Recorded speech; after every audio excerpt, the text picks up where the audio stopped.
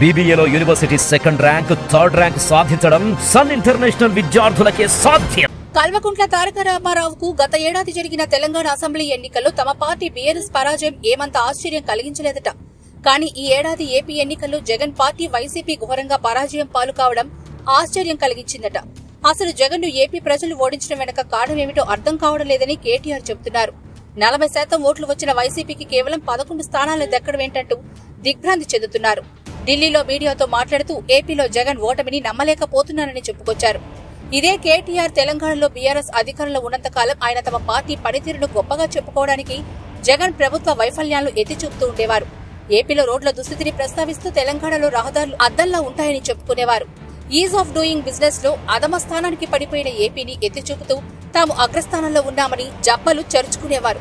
ఇలా ప్రతి విషయంలోనూ జగన్ వైఫల్యాలను, జగన్ ప్రభుత్వ అసమర్థతను చెబుతూ తాము గొప్పగా పాలన సాగిస్తున్నామని తమ భుజాలు తామే చరుచుకున్న కేటీఆర్ అంత గొప్పగా పాలన చేసిన తమని జనం ఓడిస్తే అధ్వాన పాలనను అందించిన జగన్ పార్టీని ఎందుకు గెలిపిస్తారన్న అనుమానం ఆయనకు ఏపీ ఎన్నికలకు ముందు తర్వాత కూడా రాకపోవడం ఆశ్చర్యం కలిగిస్తోంది. జగన్ పాలనపై సెటైర్లు వేయడంలో ఒక్క కేటీఆర్ అనే కాదు, అధికారంలో ఉండగా కేసీఆర్ సైతం ఏపీపై వ్యంగ్యాస్త్రాలు సంధిస్తూ తన పాలనలో తెలంగాణ ఎలా దూసుకుపోతుందో చెప్పడానికి వచ్చిన ఏ చిన్న అవకాశాన్ని కూడా వదులుకునేవారే కారు.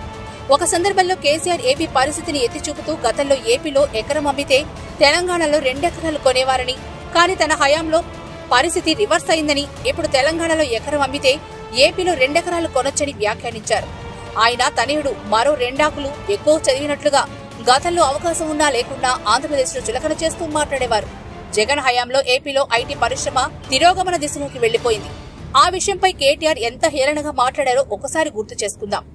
ఐటీ కంపెనీల యాజమాన్యాలతో ఆయన కాస్త ఏపీలో కూడా పెట్టుబడులు పెట్టండి, కావాలంటే ఆ రాష్ట్ర ముఖ్యమంత్రితో స్వయంగా నేనే మాట్లాడి సెట్ చేస్తానని చెప్పారు.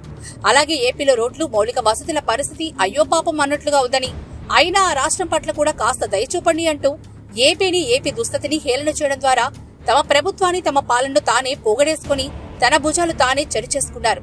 అటువంటి కేటీఆర్ తన ఓటమి కంటే గతంలో తాను చీ అన్నా, చులకనగా చూసినా దులుపుకొనిపోయిన మిత్రుడు జగన్ పట్ల ప్రేమ ఒలకబోయడం, జగన్ చెక్కభజన చేయడంలో తరించడం విడ్డూరమే.